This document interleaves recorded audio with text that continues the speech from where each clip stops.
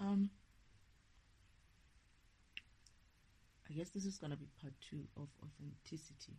I never thought I would be thinking about doing a part two, but I'm listening to um, the recording just now, and something comes up, as in like the reason why in the olden times when programs never really discussed, or it wasn't really a requirement or a thing for programs to discuss what they were, in a sense of what their spirits were. That is, when you sit with someone, right, you would not necessarily want to mind their business by wanting to know what they are or what their spiritual path is. Hence, people also wrote journals instead to record what their spirit was going through. And these journals were, some of them later, to be turned into the Bible. So you most probably are going to be best at journaling your experiences than kind of like sharing them with um, the next program. So what I'm getting is the reason why it's not necessarily such a good idea to discuss such spiritual private things about yourself is because somebody else might look at it and feel like, oh, you know, I feel like your program is better. You know, at least you don't have these problems and that problems. It's like when you start talking or minding each other's programs or minding each other's business, this becomes an opportunity for things like jealousy to come up, because someone else might still be, or not necessarily even be behind with their spirituality, but however feel like, I wish I was also like you. I had this energy and I could be so far ahead with my spirituality, blah, blah, blah. You know how jealousy always starts, especially in this environment, is because of people have been sharing so much of, oh, I just bought a car. Oh, I bought a house. Oh, I'm doing this. Oh, I'm doing that, you know. And even if you don't do that, even if you're not that kind of person who doesn't do that, there's always going to be, this environment has encouraged that kind of behavior where people would want to more or less know or find out, not just know just because of, oh, I see it, but actually go and find out, try to find out, what is this other person doing? What is this other person driving? What is this other, where do they live? You know, those type of things where you feel the need to know something about someone, which is doesn't necessarily is your business, right? That person's when they say, I guess I would equate it again back to the fact that the Sacred Timeline track requires you to be on your own in your cart for a reason, right? Is that you're not influencing anybody else and they're not influencing you, and you just get to focus on your own spiritual path. But if you start sharing the details of what's going on in your cart and what's going on with you, you know, you get to either influence someone, not necessarily in a positive way, but they get to kind of like, either they're going to get jealous about your progress, or they're going to feel like, oh, you know what, I'm actually better, I'm moving forward, right? And maybe get cocky about it, whatever it is, but essentially you are in a way going to be interfering with that program some way, and vice versa, right? So it's best to just relate on a level of, okay, you're a spiritual being living a physical experience, right? So you're gonna meet people, you're gonna work with people, you're gonna go to school with people, you're gonna play with people if you're a child, you're gonna be friends with people and all of that. However, it is none of their business what is going on internally for you in sense of spirituality. It's a private thing. It's your thing. And you're not the universe or even the sacred timeline track, your spirituality itself, as it's a thing, doesn't require you to be sharing that kind of information about you. In fact, it doesn't require you to be sharing anything that would essentially release light from you and give it to somebody else, or somebody else to require something from you, like some kind of information from you, in order for them to either gain some information about you, to perhaps try to steal that light at some stage, something like that. So it's not about, what I'm getting is, because I'm asking myself, because I said to Spirit, is like, I've been sharing who I am and what I am and what I'm about. And I'm getting that for me, it's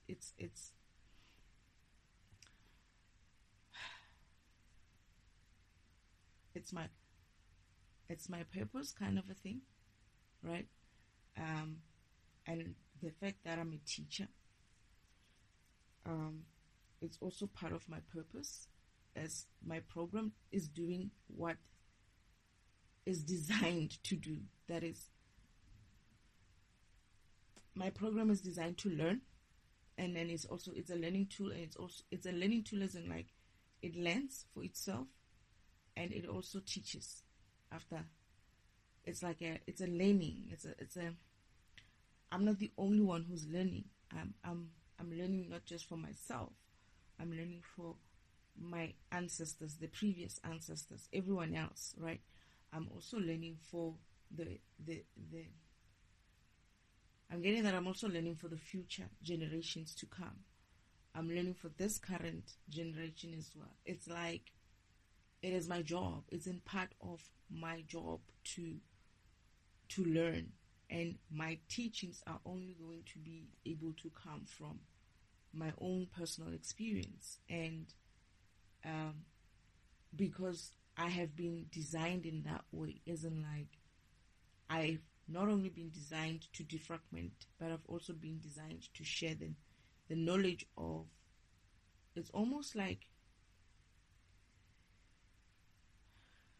if I have to work on a blog that is a program, and I need to put it back into its original state or its solid state, I'm essentially going to learn about that blog. And when I learn about that blog and put it back together, I'm essentially going to also trigger that blog to do the same thing. That is, learn about itself and also build itself up. That's how I work. I might not necessarily touching you in a physical way, but spiritually I would be doing that for you by things like me sharing knowledge like this, in a sense of recordings and recordings of my spirit, my meditation with my spirit team. So this is me doing my job. I don't have to. This is me translating my spiritual program into the physical environment. I was meant to do this. Like I say, before I came here, when Father was doing the preparation for me, or the planning for me in heaven for me to come here, YouTube is part of my purpose. It's part of my tools, one of the tools that I was going to use to achieve my mission. Father showed me YouTube. He said, there's a thing called YouTube, and he was smiling. And I was looking at it. I was like, why are you so excited about it? It's like, he was so proud of it. It's like it's his or something like that. But it's like, yeah, there's a thing called YouTube. That's what we're going to use, obviously the ideas come from him and all of that, and the inspiration as well for whoever created it. And but then Father is always, he seems to be excited about anything that we do. He's not like saying that don't do this, don't do that. He seems to be very much, but he has obviously the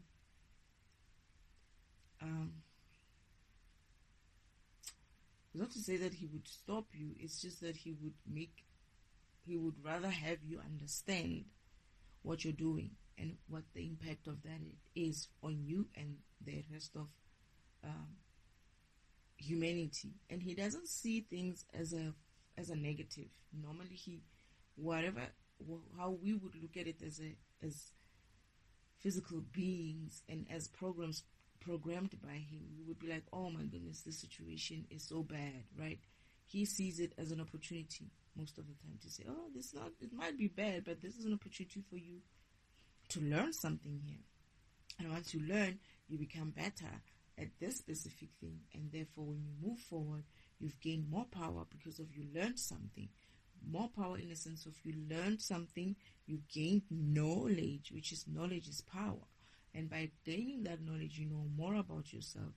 Not only that, you're capable of doing something extra if you were not really meant to do it, and you managed to walk past that lesson and or walk through that lesson and learn it for what it is, and then master it and then move forward. Then you get to be, a tool that is able to do extra one thing. So you get to have an extra one power, right? So essentially what I'm trying to say is, for me, it is my program. And it's not just me. I'm getting that it's not just me. There are other programs who are meant to come here, who are teachers as well. Not teachers, but let's say they're not necessarily just teachers. There are other things, right? Like, I'm not just a teacher. I'm mainly a defragmentation function. However, part of my power or my function is to learn. And because of I'm learning, I might just as well transfer the knowledge. So I'm going to be a teacher as well. And then I have other things that I do as well. Because of the type of program that I am, I might need to have certain type of powers. Now, other programs as well, they might not necessarily be defragmentation, and there might be some other different program, but then they might have a functionality also to teach. That is, maybe let's say, I don't know, maybe I would think that someone like, I don't know if storage would be a teacher as well. Because, if you store a lot of things in there, it's a database and you have a lot of information in there, he just might become a teacher as well. He could just have a teacher functionality.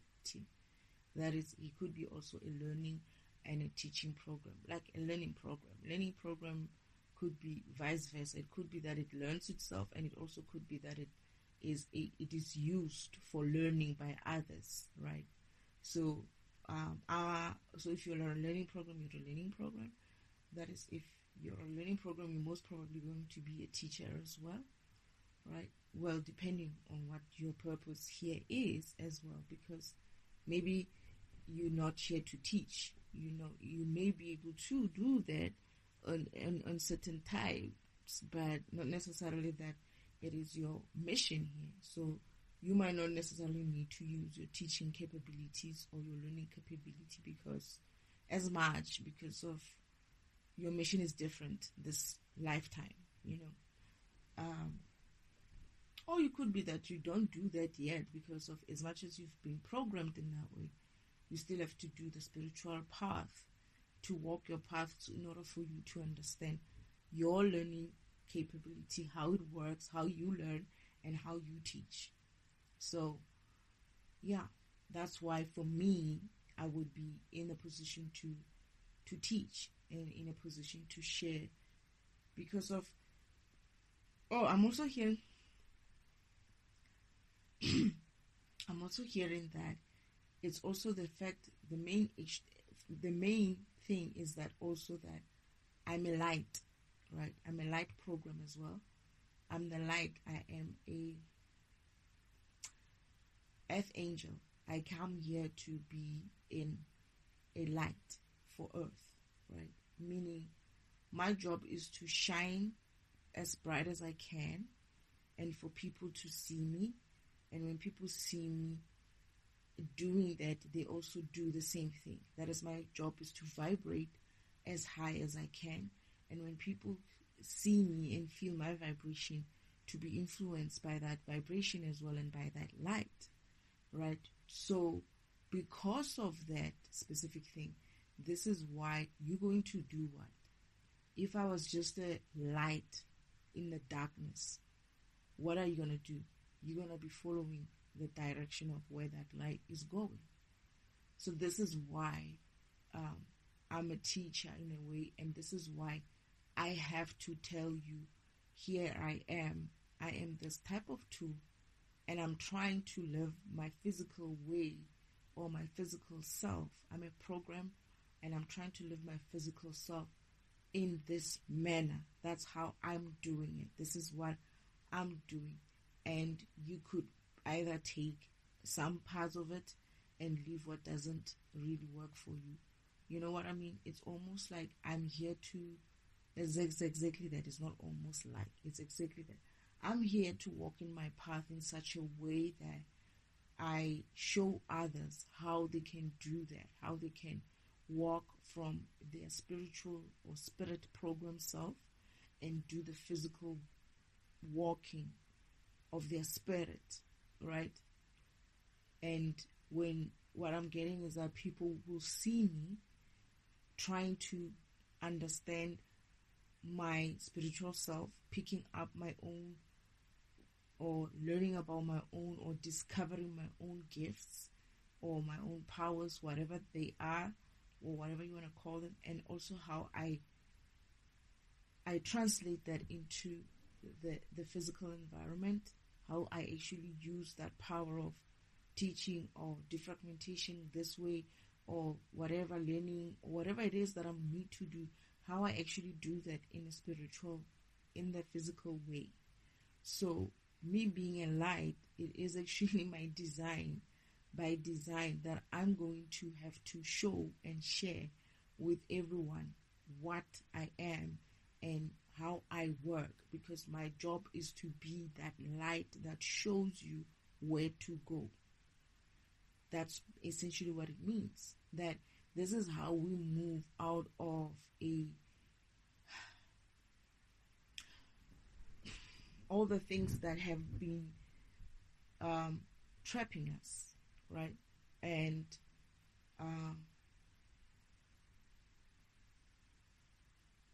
how we move forward as well. So I would have to show. This is why I would have to show. But you don't necessarily have to. And I also don't have to necessarily discuss it with the next person about myself and my spirit. I can only share what is important and what is enough based on the guidance given by my spirit team. So it's not to say that just because of I'm sharing everything, and it's not to say that just because of I'm a light, I'm going to show everything or share everything. There are things that are going to be personal and private to me to work through privately, right? And perhaps even keep them for myself. However, when it's necessary where I need to use it, be it could be on a large scale, maybe a large global scale, or on just specific person. So it's almost like some information I'm going to share them or teach them to specific people, not because of I'm hiding information from the rest of the people. Like maybe let's say someone can come in and be like, you know what, there's an issue, I have this and I have that and I have that, and I never really thought of actually that kind of topic, right? And perhaps Father could say to me, maybe that person is brought to me with a problem that I probably had as well, and he's brought into my environment, and I am inspired or guided to say something or do something or share something with that person, then I would be obviously called to do something like that. However, the rest of the stuff are going to be whatever it is, and in a sense of it could be private for me, or it could be something that I can share with everyone, because there are things which are more general knowledge, or not general knowledge, but general kind of information that can be put out there for everyone, because we're working on everybody being a program, but we're not necessarily working on people being a specific program. And that specificness of the program, it's where you are going to have to step up and understand what your specific program is, because I can only share with you how I did it for myself, or what Spirit did for me in order for me to wake up. I can only share as much as I can. If I'm able to even articulate exactly what happened, I don't know if it has been articulated thoroughly up until this point with all these recordings, but I'm getting that it will get better, because when I started out, I was just like not really sometimes hearing the message properly, and I was like angry most of the time, and because of some of the things I'm hearing for the first time, and they're just upsetting me, and I had to grow up from that. But I also had to learn about something specific about myself, especially like when I start cussing.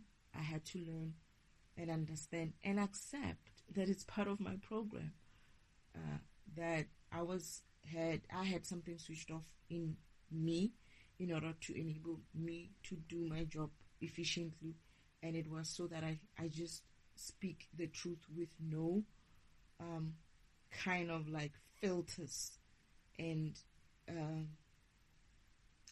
but that also meant removing that filter of speaking the truth. Means my truth is going to probably come out sometimes passionately so, and my passion apparently says, Father said, adverse side effects of cussing. That's what it comes out as. So it is what it is. And am I conscious about it? Yeah, sometimes I do. But sometimes I find that, you know what? I get why. It's actually the best thing, because it's almost like if I don't express it in that way, it's going to bottle up inside of me, and I'm going to blow up one day, blow it up someday. So whenever I have a topic that I go through and that really gets to me, my frustration about it has to come out, and it comes out sometimes as passion, but that passion also translates to me being unfiltered, and I will speak however I want to speak, and I will not care I will not care how the next person is going to feel about it. And I had to also learn that is not part of my function as well, because I actually didn't care. And Father said, yeah, it's because if I switched your kind, caring thing, I switched it off, because you were not able to achieve your mission. You were not able to go through subjects and work through them, because you were trying to be and sound nice to people, because you felt for them. And obviously I would have also picked up this environment, or the physical environment's way of trying to control how people express, and that will also try to kind of like pull me back a little bit to say, oh, you can't say these things, oh, you can't say that, oh, you can't. So the combination of all those things, I had to move past those type of things, right? Because I eventually learned that that's my spirit. That's how it's designed. And that's necessary for my spirit in order for me to reach my goals, and to complete my mission, in order for me to complete defragmenting a topic. Otherwise, I start trying to be nice, and I do sometimes catch myself trying to not be critical or sound critical. And it's not my intention to be critical, but it's like when I talk, I always said this even when I was not in an awakened state, that when I say something, I'm not trying to be personal. And I normally would never, ever, ever try to be personal.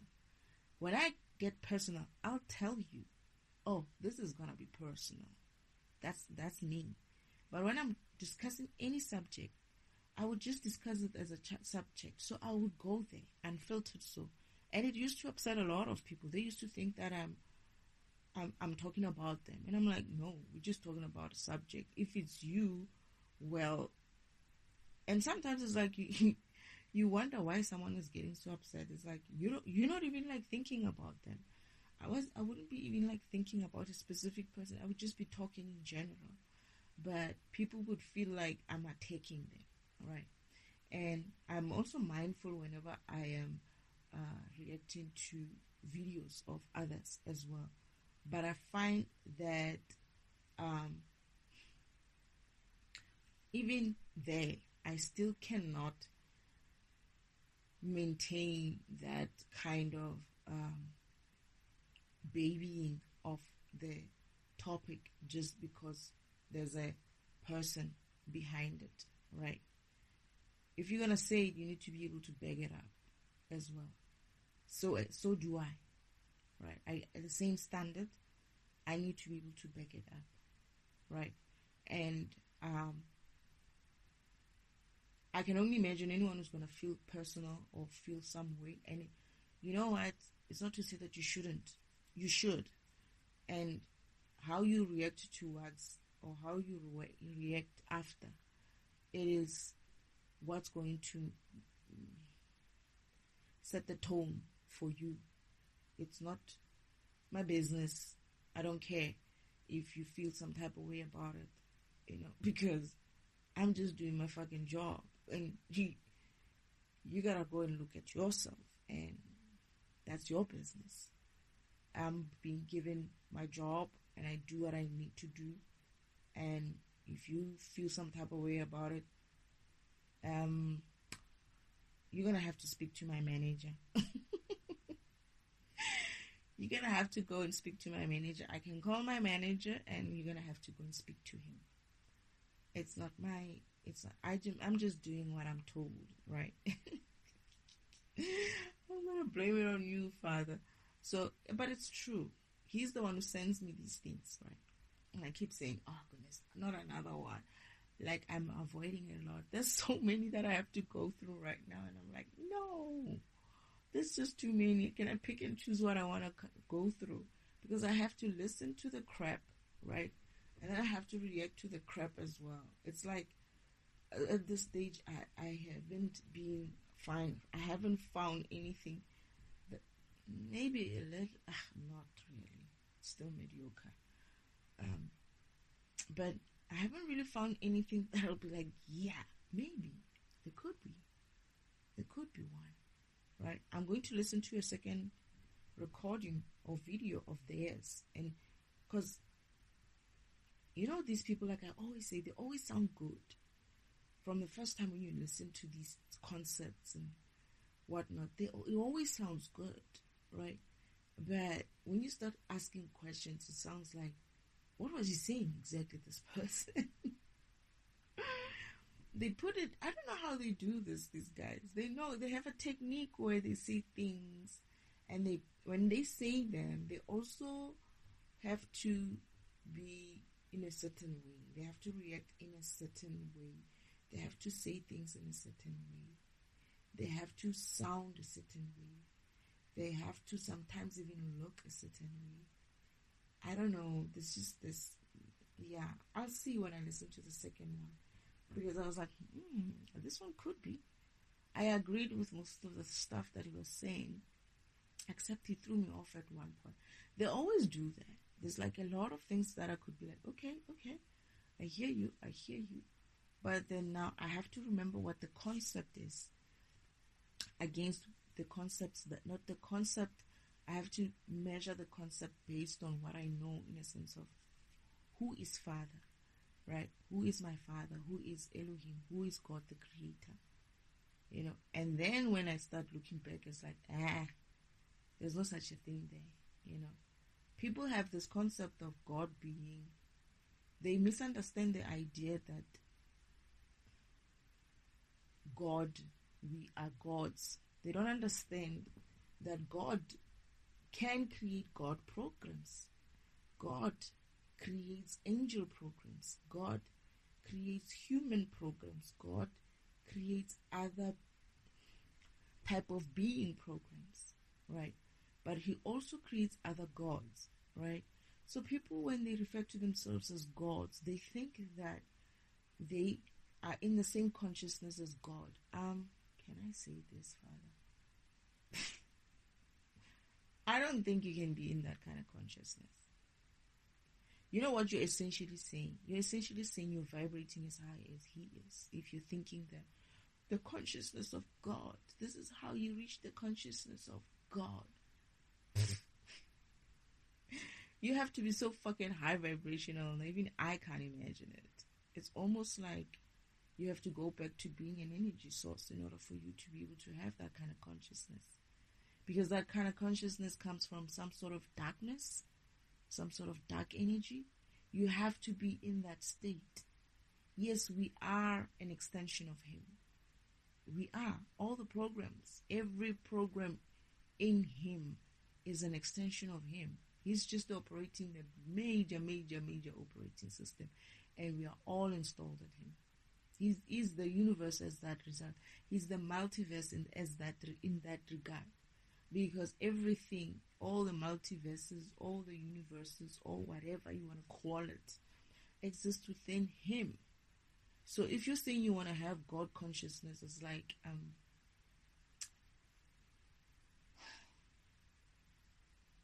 you're kind of like him in a way. You're designed to be like him, right? That's what he said. He said, and I think this is where many people, maybe we might be, even myself, but I'm starting to see it now. We are made like him, right? Like him. We're not exactly, it's almost like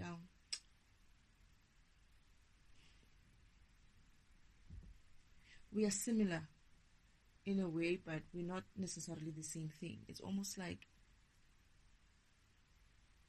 our framework, our concept is the same. However, what is contained within us, or that framework, is dependent on that being.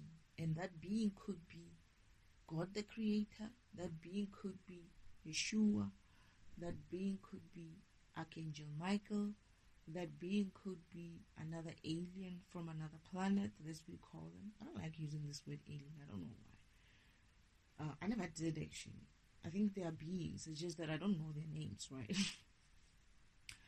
And it could be a being like a human being, right? So,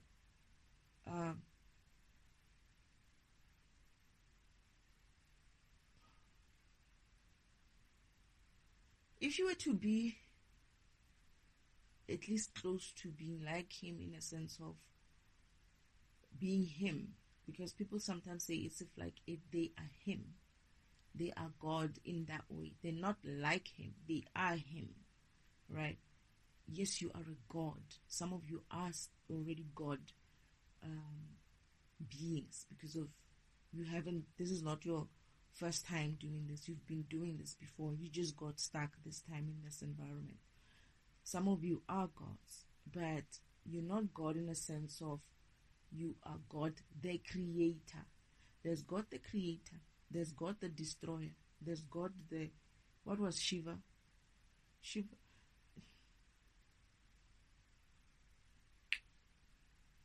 I forgot. All these other gods, the Shivas, the Vishnus in the Indian side. I'm doing that now. I'm going to have to go and defragment that and understand what that meant.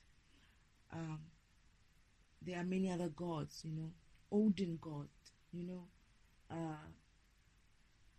Thors and them, they are real. They are there. They are real gods. However, they are not the creator. They also know the creator. By the way, they know who the creator is. They understand and have that kind of respect for him. Well, you understand what I'm saying? It's almost Vishnu and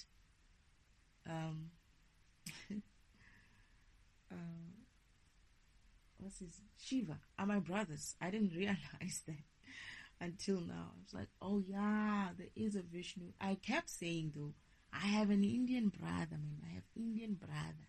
And I think I saw him lighter. He's not the same person. There is another one. So it's between, the other one is Vishnu.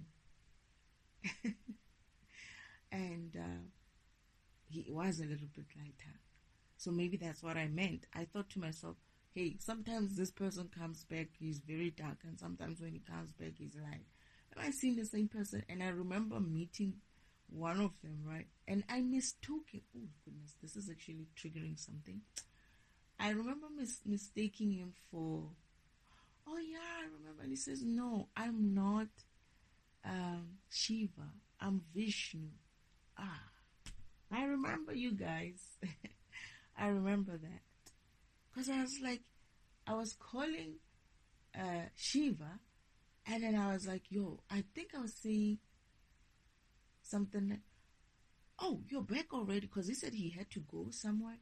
And then all of a sudden he's back. And I'm like, you're back already? But then he looks different, right? Because I said to you that these people just come in, they look this way today, tomorrow they look the other way, or during the day they just look different than what they came in looking at, maybe. Things like that. So I wasn't sure. I just knew of an Indian brother, right? And he's like, you must be talking about Shiva. I'm Vishnu.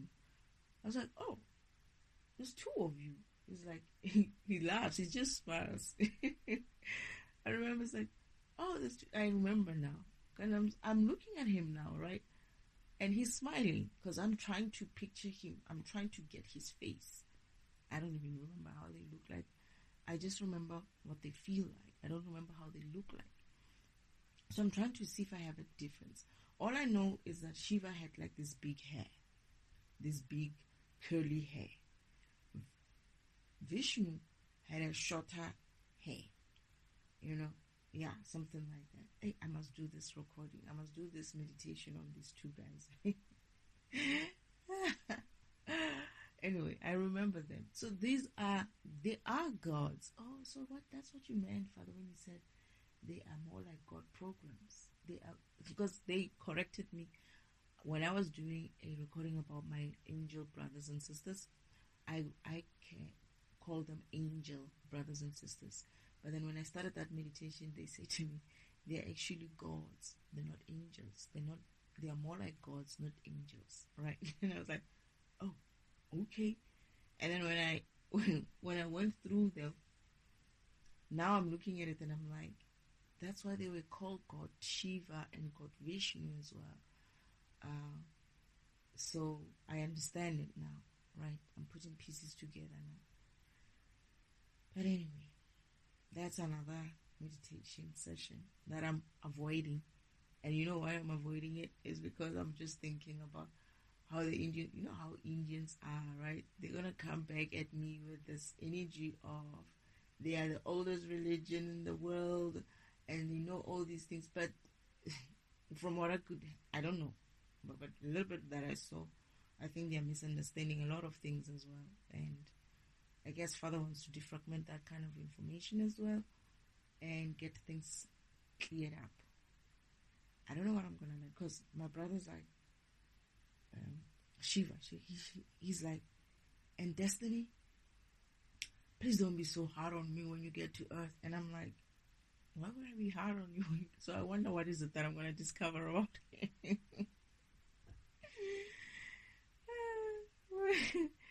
But I don't think it's bad. I just think that he was like, hey, I kind of feel like they kind of like knew me as just a straight talker and straightforward kind of a person. Because I was like that at home as well. I would ask questions. I would I wouldn't challenge. I would just want to understand what people are saying, right? Just the same thing I'm doing right now. I'm not different from what I was at home. It's the same thing. I used to ask Father a lot of difficult questions. And when I asked him in front of my brothers and sisters sometimes, every time when I ask him a question, they would be like, they would drop whatever they're doing, turn just to see his face and how he's going to answer me. Because I would have asked some, I would think it's like a simple question and with a simple answer, but it might have been a question that is kind of controversial around the house, and I would ask it. And then everybody would be like, oh shit, she just went there.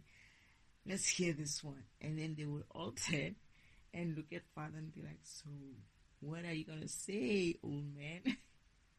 And I'll be like, why are they like giving Father like a hard time like that? I'm sure he can answer this one. He'll try to answer, right? And I'll be like, and then they'll be smiling as well. And I'll be like, are you saying, like, I would get it a little bit, right? And most of the stuff that I'm also having experience with or remembering are the stuff that he said.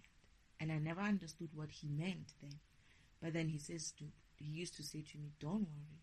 You'll learn about it when you get to Earth, right? So he would say something. It will make sense just a little bit. But when I'm here, and I'll be like, oh yeah, that's what you meant when you said this and that.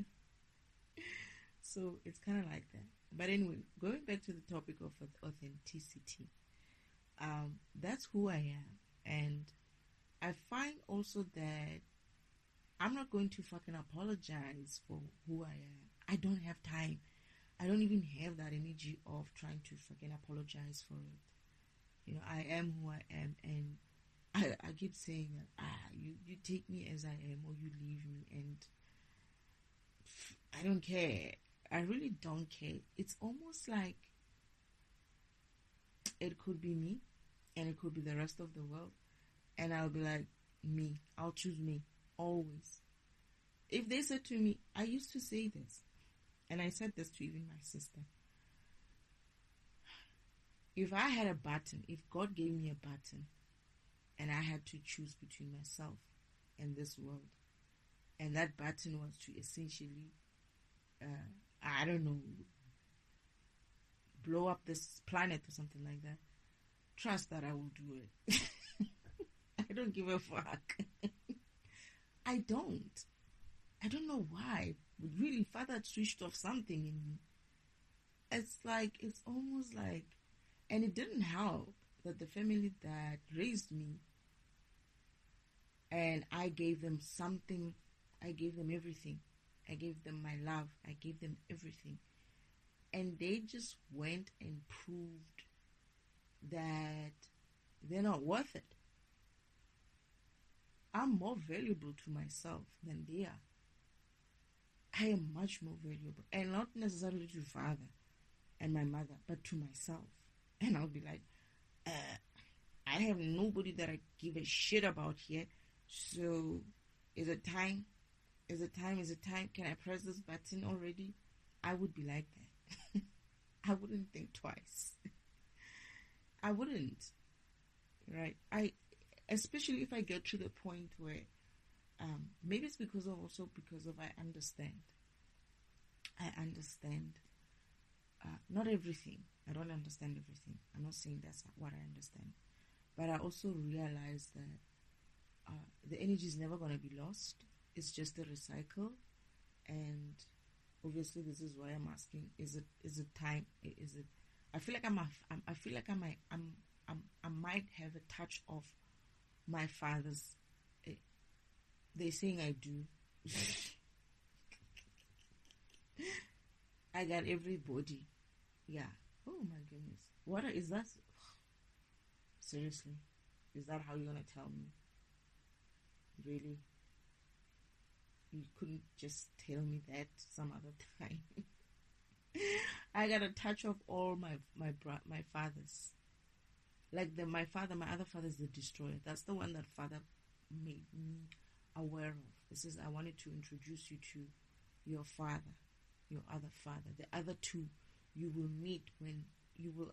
I met them, but you will know and learn about them when it's the right time. So for now, I don't know if I'm going to learn about the destroyer, my father, the destroyer, right? So I have a touch of him. He's very like nonchalant about it. Oh, is it time? Are you done? Oh, okay. Press the button. He's the destroyer like that, right? And I get the feeling, I don't know if it's Vishnu or Shiva who is like that as well. But we're going to defragment their concepts as well, and so that I can understand them in a sense of they are an earlier version of us, me, and Yeshua, and my grandmother, my great grandmother. So I'm gonna have to understand how they worked, based on the Indian storytelling of them as gods. I'm just afraid of going in there. I like it when it's on movies, man. Ish. I wish there was a movie, not for me to read up or to, someone who made a good movie with it. It would be interesting. A good, true, kind of close to true story, because they cannot be that true, like completely, right? And they have to like make it nice and fishing somewhere there. So I get that part, but I just don't like the truth kind of being painted on something like that. It's like the Matrix people, they just make me upset. The Matrix people, the Matrix fans, they talk about it as if like it's the real truth. And I always felt like there was something wrong with the Matrix. I could never understand it, but I just knew that they were talking bullshit. And when I realized and woke up to the fact that they reversed everything, and I'm like, yeah, I could see it. The way everybody was like, yeah, the Matrix. And when I listened to it, I was like, I don't get what they're saying there. The red pill, the blue pill, where does that even come from? And the Matrix people will be like, the red pill, the blue pill. What does that have to do with your bloody freaking spirit? Huh? Or spirituality for that matter. Or any kind of belief in God and what is really happening here. The red pill or the blue pill. And I asked my sister, what does the red pill and this blue pill mean exactly? And she tried to explain it to me, and I was like, huh? She was like, it's like somehow, for some reason, I feel like she's the one who came up with that part in that movie. I feel like she's part of the reason of this blue and red pill. These people are crazy. It's like when you see Hollywood shit, right? That's Uncle Omer. That's the devil, right? And my sister's job. Everything that is that crazy in there, right? Where you see it and you're like, of course, right? It's their fears. They play out their fears on Hollywood. When you see anything fearful on Hollywood, it's exactly what they are fearful of. The movies that they make about trying to control or send a narrative of fear of some kind. It's what the two or the group are afraid of. They are afraid of that. They are afraid of Elohim. They are afraid of the truth ever coming out. They are afraid of ever being exposed like that. So they'll play all kinds of silly things. But those silly things are actually their own fears. You put them in the same situation, you'll see how fearful they are about that situation. It's like they think about what could make them scared, and then they put that out there as a movie of some kind. For me, they did the same thing with my torments. They would make it as if like someone, is walking on the roof, and I'll be like, you must be a crazy motherfucker to try to walk on the roof and make that kind of noise, right? You must be stupid or something. And I'll go out. It's like, what do I gotta lose? What do I have to lose? I don't have anything to lose except for my life, and which I'm like, whatever, man. And I would go out and there would be nothing. I was like, yeah, I knew it. And whenever she's in the house, she would do that, and I was like, oh, yeah, did you hear that? I was like, I didn't hear anything. And I would have heard it, but I would be like, I didn't hear anything. It's like, I'm gonna play you stupid games. I know that you're affecting the roof some way. I mean, it's metal, it's magnetized, obviously. Something can be done with magnetic kind of a thing. So I know it's that stupid. And that's what they're afraid of. It's the stuff that they create, the illusions that they create is essentially what they're afraid of. This is why I looked at them and I was like, you guys don't know what fear is. You guys don't know what real bad things that could happen is. And anyway, so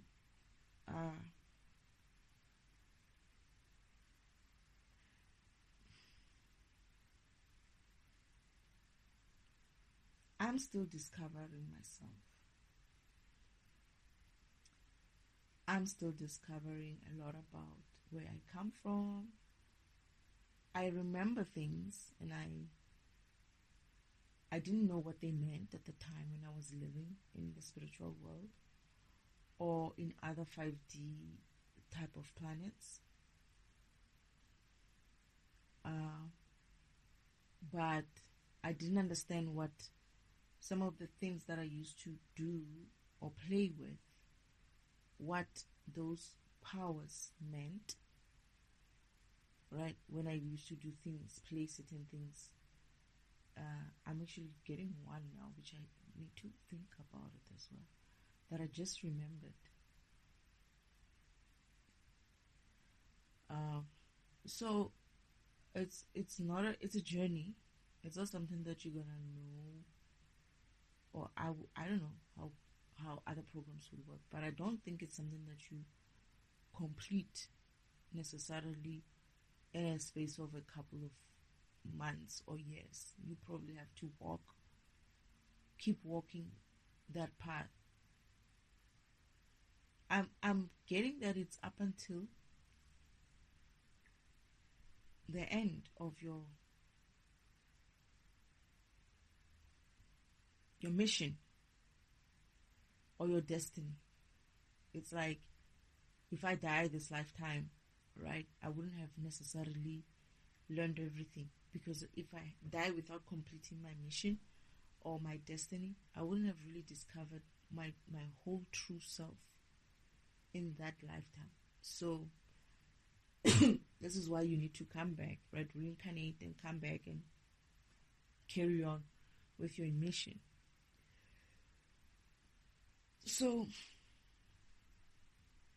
this is why I've lived in many other places before on this planet still, because I was doing the same mission. Might have come as someone else or something else in a different way, but I'm essentially carrying a spirit that has existed long before me in a different kind of vehicle. It could have been, who knows, it could have been Shiva, Vishnu, whoever else comes in between them, maybe Shua, and eventually my great-grandmother and myself. You know what I mean? So we get through that. The more we come through, we learn about what else we need to do better next time, and then Father programs a better version of ourselves, and the version comes in, lives through the next lifetime, and perhaps completes the mission. So it's important to understand your ancestry. This is what I'm seeing, because this is how my father designed my lessons as well. He said, then you're going to have to learn about your brothers and sisters. Some of your brothers and sisters. He didn't say everybody. I don't think he said everybody. I think he said, you're going to have to learn about some of your brothers and sisters. And I think I was like, some. And he's like, yeah, but the rest of them, you're going to learn about them some other time. I don't know, maybe in another mission or something. But in this mission, I'm going to learn about Yeshua, which I have done. I'm going to have to learn about my grandmother, obviously, I know. Or my great-grandmother, I know. And then now I'm going to do a lesson on Vishnu and Shiva, right? And Brahma. Brahma being my father, my forefathers. Hey, is that where the forefathers come from? Yes, it sounds like it. Father has three brothers, right? So it makes up four of them. Like Brahman. Is it Brahman or Brahma? Right? He has, sorry. This God that has four heads. I equated him to my father. I said, oh, so that's father and the other brothers. Okay. Yeah, so I just have this vision in my head, and it's usually nothing. I feel like I must remember something as well about it. My other father is very close to Shiva.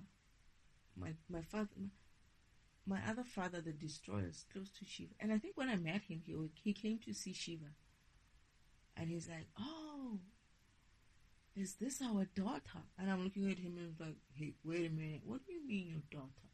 And then I'm looking at father. Father's like, he looks at my father, and I can sense that he is telling him not to broach that subject because I shouldn't be knowing about it. Like I shouldn't be.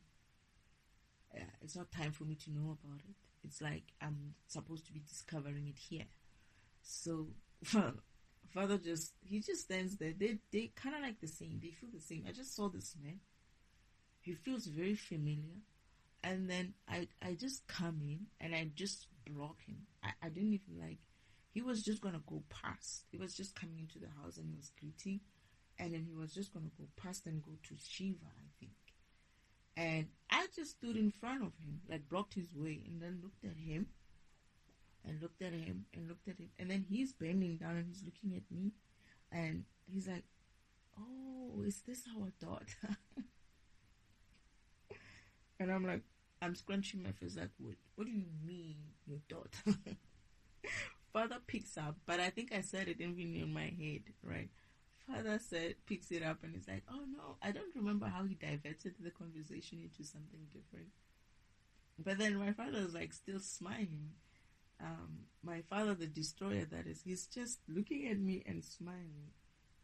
I do believe that he said something like, "I'm looking for Shiva." Is that Shiva the destroyer? Who's the destroyer? I think it was Shiva was the destroyer. Vishnu is the what do they call him again? Oh goodness. The preserver. Yeah, something like that. Anyway. So I have to be honest, I cannot think about how I'm going to be able to, because I'm still in a hermit kind of a mode. And I need to go out there and live amongst, people in the world. But it would be a test of me to see how I'm going to present with just normal people. Because how I'm presenting right now in the environment that I'm in, with the people that I live with, is essentially based on the people that I'm with, right? So it would be interesting to see how I start moving as a defragmentation program in a normal kind of world scenario. But I'm also getting that I'm going to be guided still. That's what they're saying. They're like, I get that everywhere I'm gonna go, whether it's a job or a party, a function of any kind, would be part of my purpose, part of my path. So wherever I'm going to go is still going to be a guided effort, a guided move in such a way that then I have to achieve something in those environments for my mission, for my destiny. So I need to just be open to receive that guidance as I move through life. So before I always knew I was guided, right? I just didn't know for what reason at the time before I woke up. But I was guided. I was just doing everything as guided. And I kept saying, I'm guided. I just feel like I'm guided.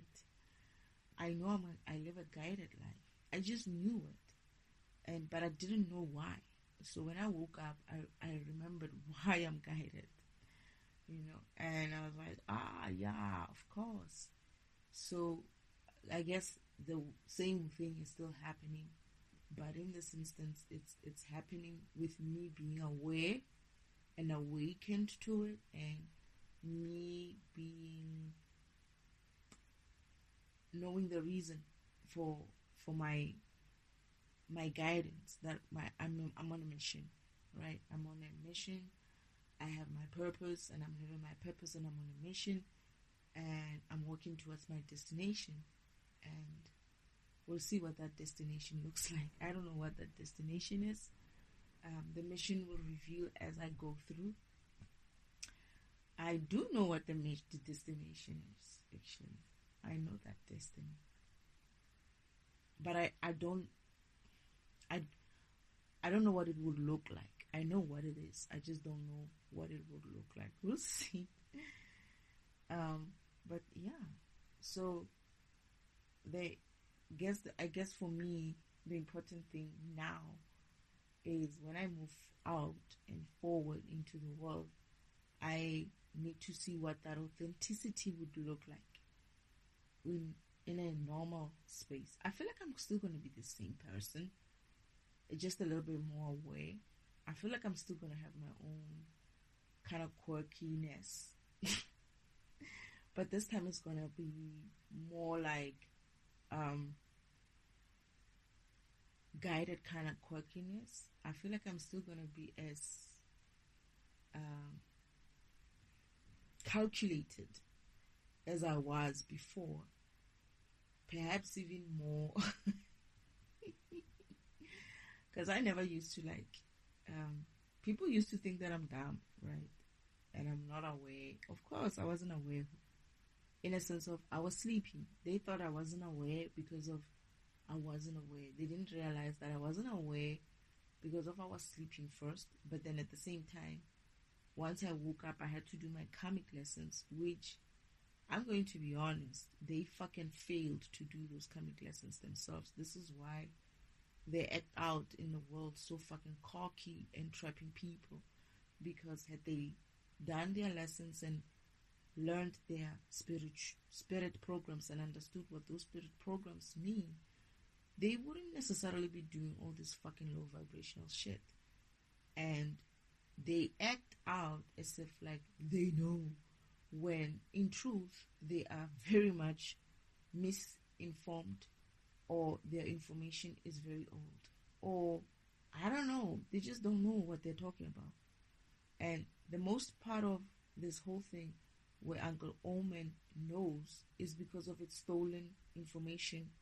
That is, he stole my destiny, he stole my mission blueprints as well. So he thinks he knows what those blueprints mean. I mean, he knows what the mission is. He knows where I am in the mission, the plan and all of that. But unfortunately, the idiot doesn't understand what that means. It's almost like he knows that I'm going to be here and then. But he doesn't understand the meaning. He knows that I'm going to meet this. I'm going to do this and this. But he doesn't understand the meaning behind it. And that's what that's why they failed up until this point where I am.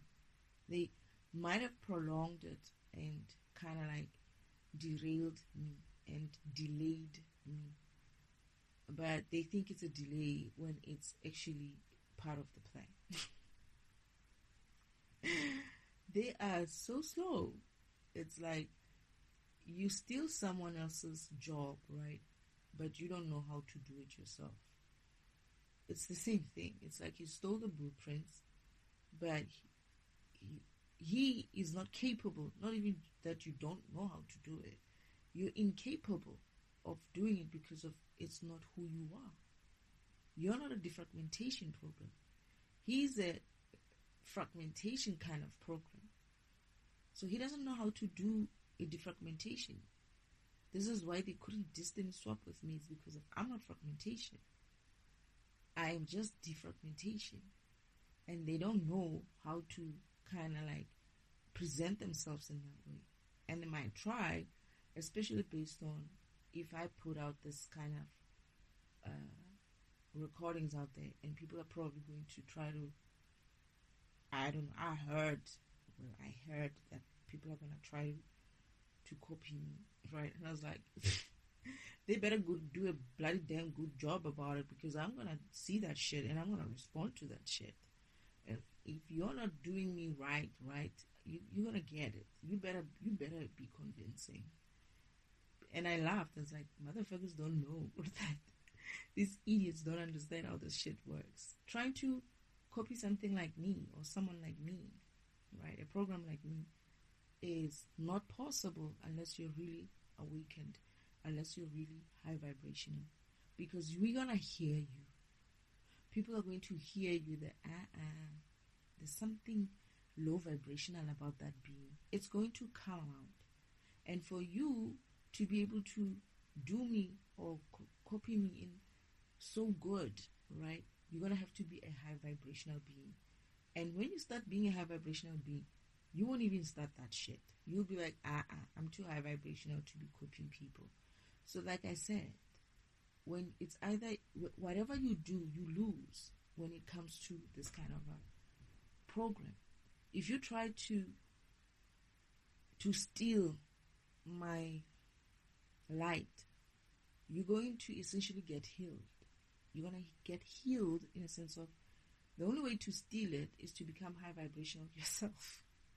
So when you become high vibrational, you won't have thoughts of trying to emulate somebody else. So essentially you're healed. You're high vibrational. You're healed. And this is why I'm saying, if you touch my spiritual healing, you're healed. You know, if you try to touch it, that's what it means. If you try to copy me, you have either two ways that it's gonna go. You're gonna show that you're being an asshole, you're copying shit, or you're going to high vibrate. You know, vibrate high, and when you do, you won't even try that. You won't even come up and say, I'm gonna copy Destiny, right? Because you'll be too high vibrational. I would have healed you. You would have healed yourself actually.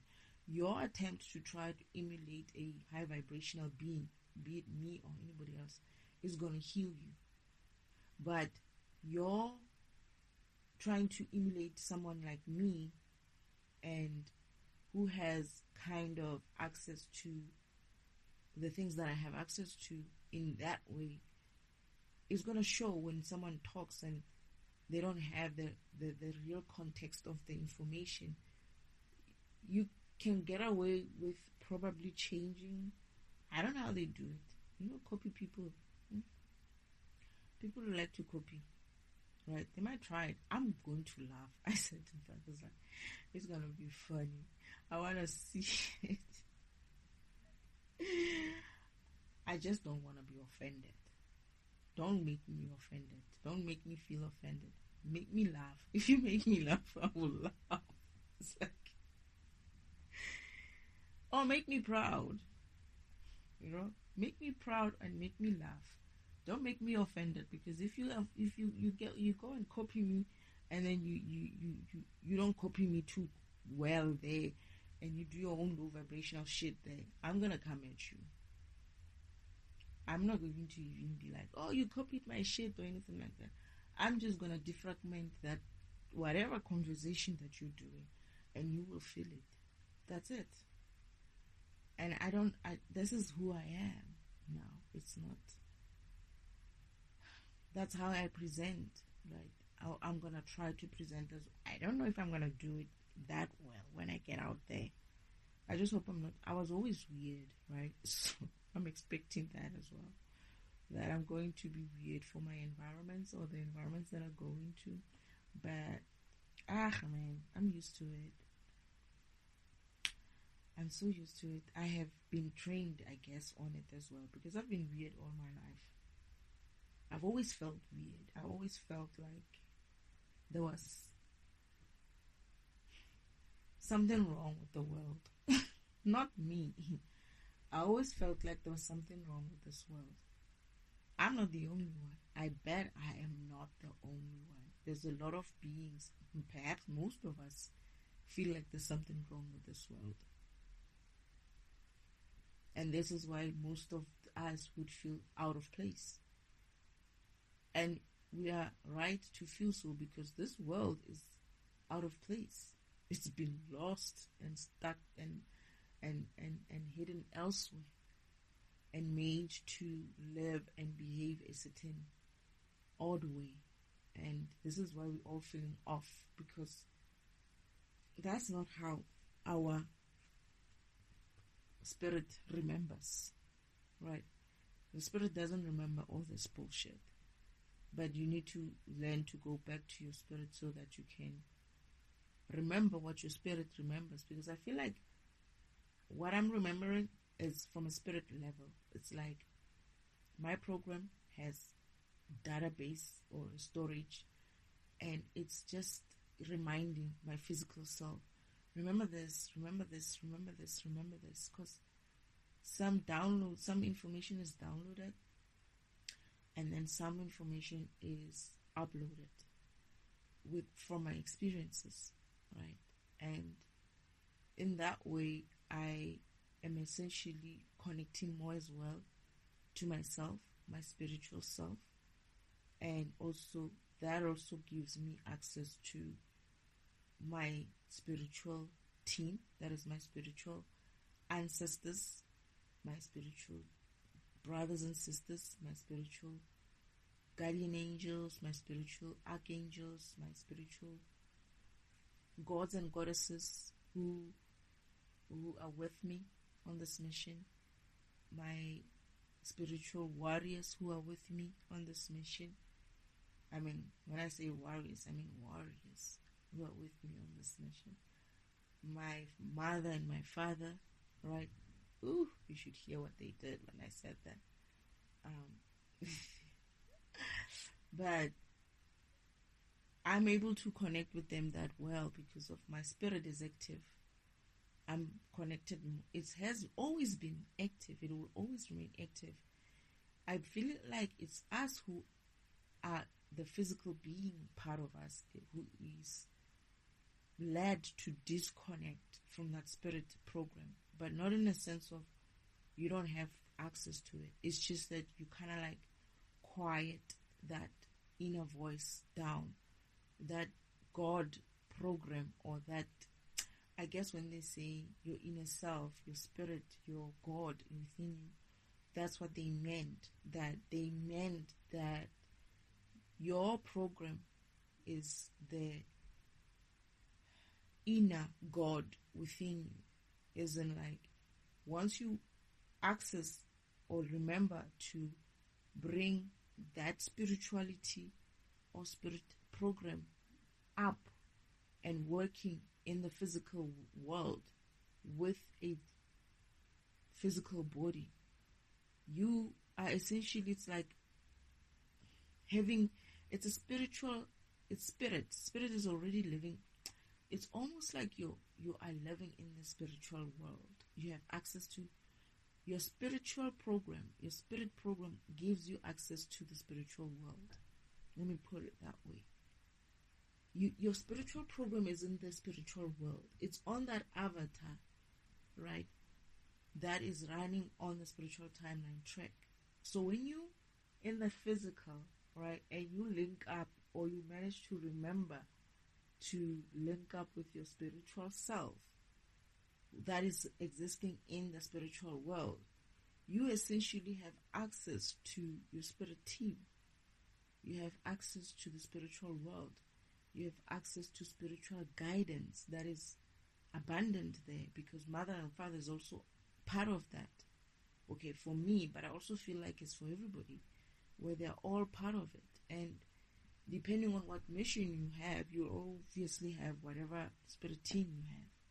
So if you're not living through your spirit as a physical being, right? If you're not living as a spirit program with a physical being, but rather living as a physical being with a spirituality, that it doesn't start there. It starts with you first being a spirit. Once you recognize that spirit, then it comes up and it's online and it's always there, and it tells you, I see you, I see your brothers and sisters, I see your father and your mother, I see your ancestors. They want to talk to you. Because of you are in a spiritual world, you are able to talk to them through your spirit program. And your spirit program is essentially, oh shit, Father, you're coming up with things now. Your spiritual program is essentially your interface of your physical beingness and your physical body to the spiritual world. So if you don't work on that interface level, on that program level, you're essentially cutting off the interface for you to be able to be connected to the spiritual world, for you to be able to be connected to the spiritual world's guidance, right? So essentially what you're doing is almost as if like you have an interface that you switched off. You're walking around Earth, you have your interface of your spirit program switched off, and essentially you're not getting guidance. You're not guided. You're just doing things just because your friend is doing it, your colleagues are doing it, your brothers and sisters are doing it, so and so is saying it, so you say it as well. Things like that. You're not living from a spirit level, being guided by spirit guides, your spirit guides in the spiritual world, through your spiritual program, through your interface of that program that you are into your physical environment where you're a physical being. So it's almost like you're just walking about around without that interface being active. It's there. It's not lost. It's you. It's part of you. It's just that you have kind of like quieted it down or shut it down or switched it off, whatever that is. But you need to go and learn to kind of switch it on, stop suppressing it. And how you're going to do that is by not drawing or drowning it in bullshit, drowning it in all this, let's create our own reality crap, let's co-create, all these spiritual concepts, right? Don't drown that voice, that spirit program, right, with all the rubbish.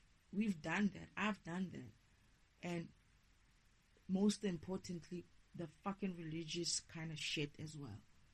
Because that shit right there is exactly what is blocking you from understanding that you're a program. Because they're going to tell you how you're going to not be a program, right? How you're not going to be right if you're going to think things like you're a program. You are actually blasphemous for calling God a program, or for saying God would design a program like this, like this, like that. You're actually blasphemous for saying God would actually create a demon program. You're this type of things that they're going to give you all kinds of what? Limitations, lack, all that rubbish.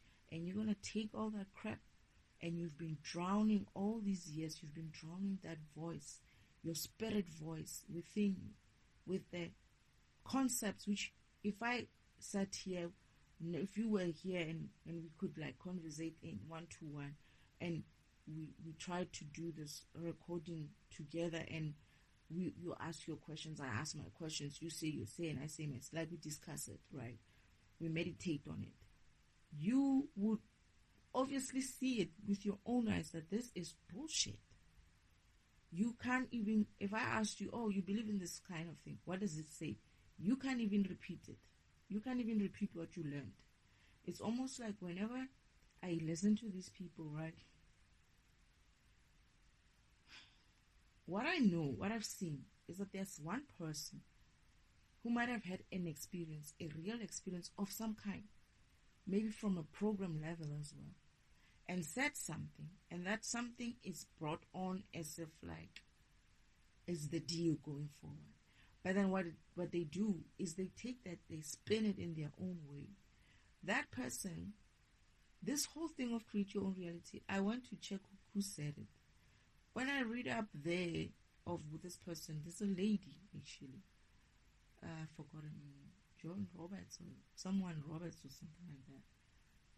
And I'm looking for it. I was like, I cannot read all this text in Wikipedia about all this shit. Where does she say it? They don't say it exactly where she said it, right? But she came up with that phrase. But my understanding is that the context was different from what people took it and ran with it, right? Because of, what happens? She's dead, so they might just as well use it for themselves, however they want to use it. And I just got tired of even reading that Wikipedia. I didn't read it, to be honest. I was scanning, and I'm not going to lie, I don't have time to research bullshit. And I said it, right? So I was just giving it a 2 seconds. You know what I did? I said, I wanted to see this shit for what it is. Google, what's that lady? Some Canon lady. And ask, what assets did she have? Guess what assets she has? The shit, I want to see what she created, right? They create their own realities, these fuckers. But they don't really create their reality. Guess what that reality looks like? They just come up with a concept, they put it in a book, and they sell it to you, and then you buy the book, and they become rich. When you check what they had created in their own reality, it's those seminars, those webinars, those books that you bought and all of that. But then you're not thinking that. You're thinking, I want to create my reality where if you're not talking about, let's talk about physical stuff.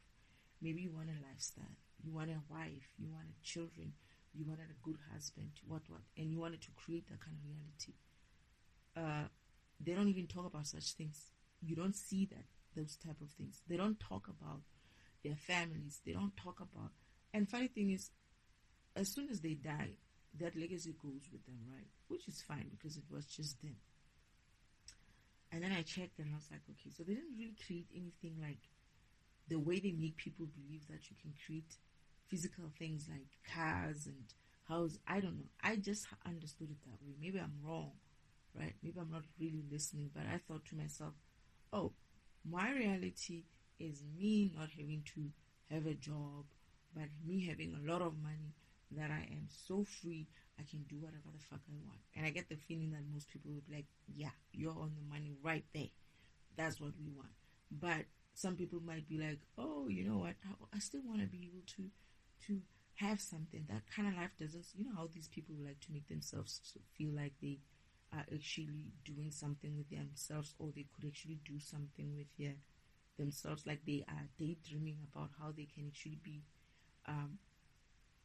they're not like the rest of us who wants to just have the option to either do a work or job and also have an option of they don't need to do a job of some kind.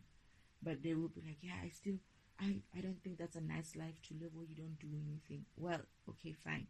You sit there, you go work your ass off, and let us who wants to live a lazy life, live a lazy life, right? That's fine. That's your problem. Let us live with our own problems. Anyway, you don't see that.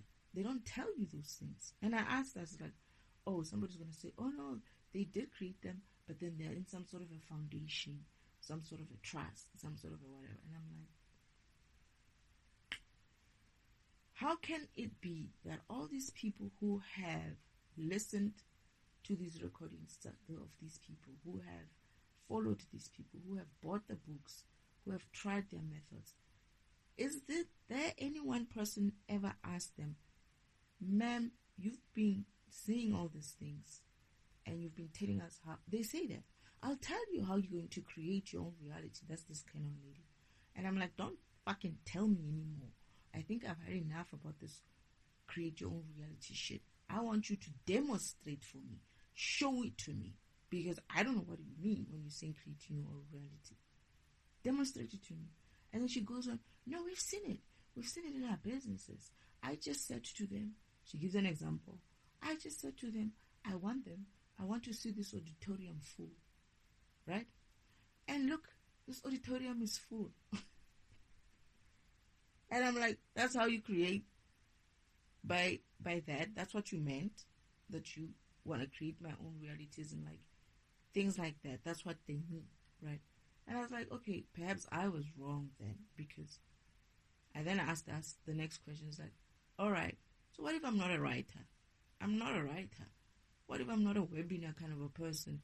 What if I don't have some sort of a concept? Am I going to be able to create my own reality? Because all of them, I checked all of them. They are all giving webinars, seminars, waras, whatever it is, public speakings and whatnot, and then write a lot of books.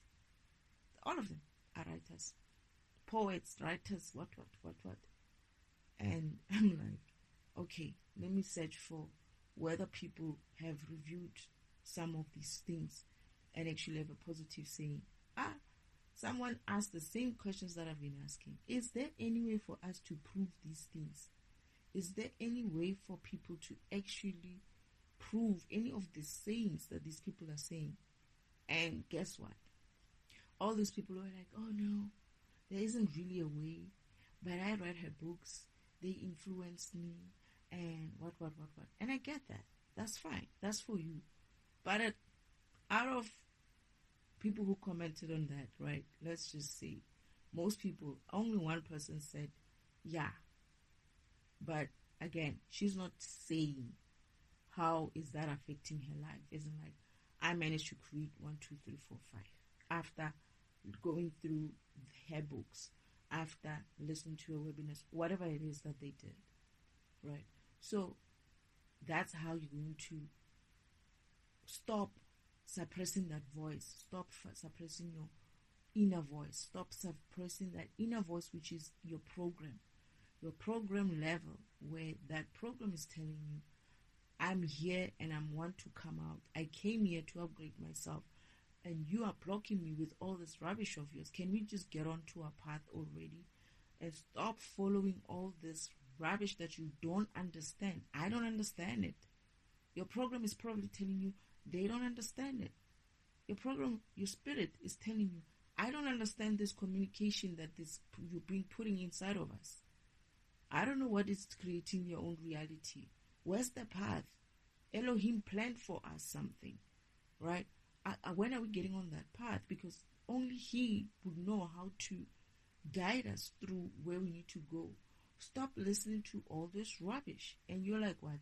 No, I'll consume the next concept, and the next one, and the next one, and the next one. Now you're fucking confused. You don't even care for it anymore. Whenever you hear it, oh, there's a new concept. There's this person who's doing this Billy Cousin as well, coming up with some sort of creation kind of thing as well. All these people. And when you go and sit down and try to prove any of these things, you'll see. Go and prove them. Go and prove these creations. You'll find that these things are not owned by them or some sort of a thing. And then on top of that, when are people going to ask people for demonstrations? I never said I would create my own reality. I said I will walk my path based on my guidance, the guidance system that Father has provided for me. That is my guides, my spirit team. And then I will see, the day I see that house that Father helped me to choose, that's my proof to say, aha, here I am. And people have said such things. People have said things like, this was my dream home. This is what I always wanted. And I've achieved it. Right? But maybe they might not have done it through kind of a guidance system, like, or aware of that guidance system, but they probably had it. They just don't Like I say, I had it, but I just didn't know what it was. I didn't know what it was its name, and I didn't know that it was a thing. I just thought everybody had it. But I do believe now that everybody has it, but some of us, and I used to say that, I used to say everybody has gifts. There's no such thing as people are not spiritual. Everybody is a spirit. Everybody's spiritual. Everybody has spiritual gifts. Everybody. The question is, are they connected or aligned to them yet? I never use the word align. I used to say the question is, are they tuned to it? Are they practicing? Are they? Yeah, that's what I felt.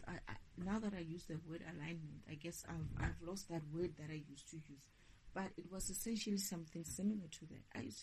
I believed wholeheartedly that everybody is a spirit, not a spirit. Everybody's spiritual, and everybody has spiritual gifts.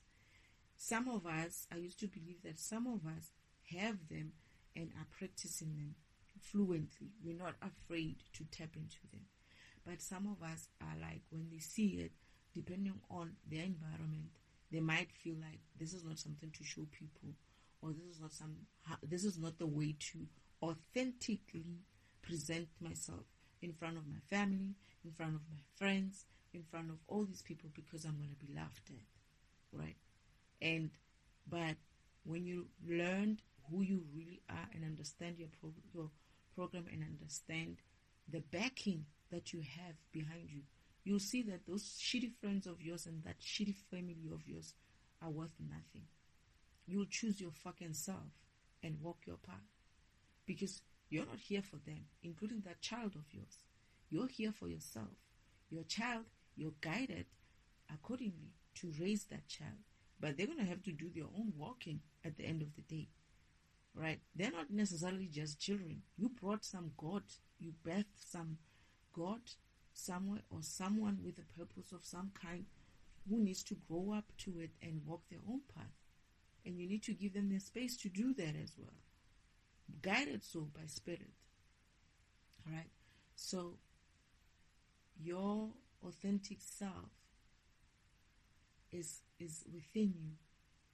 However, it's trying to come out, and what we have been doing as humans is we've been bombarded with all this useless information and useless concepts and and misunderstandings of what certain things meant, right? And how they were meant to be applied.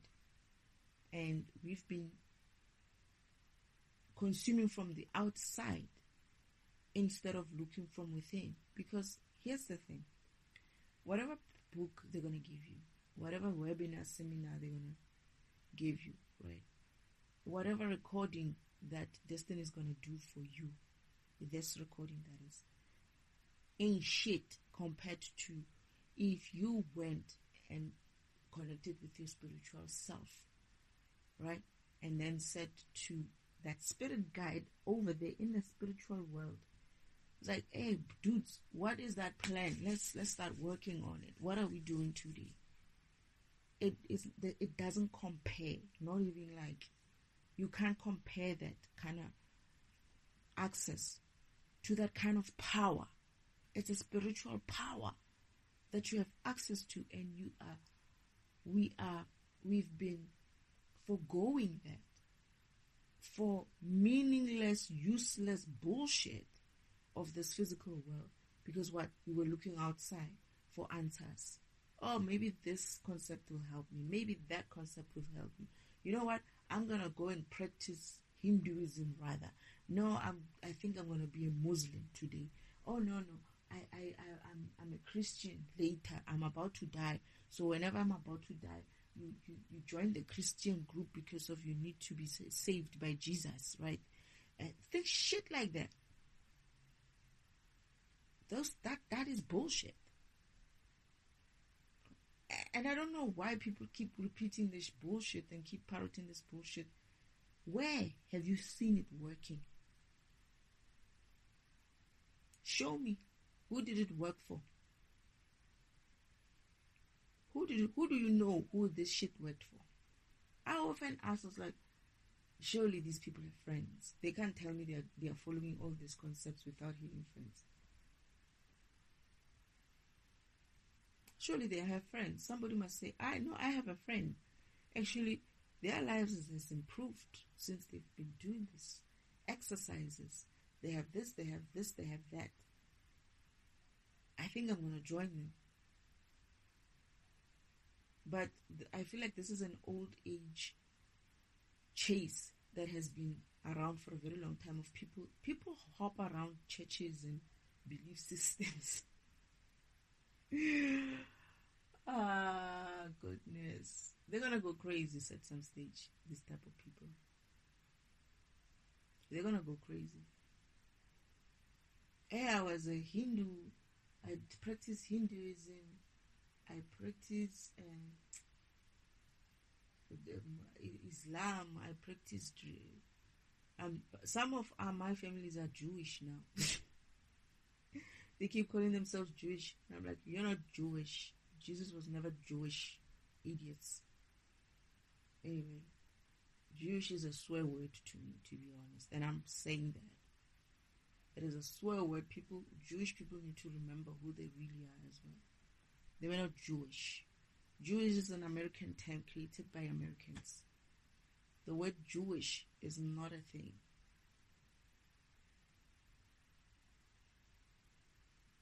Where's a state where it says, is there a state called Jewish?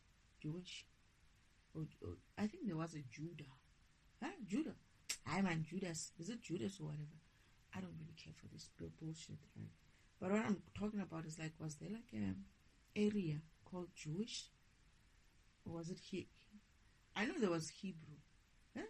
What was it? Yeah, that. But if you go check where Jewish name came from. And these people are allowing some idiots to call them names. That's a swear word. And people are just calling themselves that. And I'm like, I see why they behave the way they behave. That's what happens when you get so lost as a group. What they essentially what happened to them. I'm not going to go into it Jewish. I'm going to defragment them on their own. I think I should do that. The Jewish concepts on their own. I don't want to mix it with other things. I don't know about that religion as well, but I'm not going to do it unless I'm guided. I feel like I'm guided towards that. I'm going to note it. I'm getting the feeling that I need to note it to give it its own discussion as well.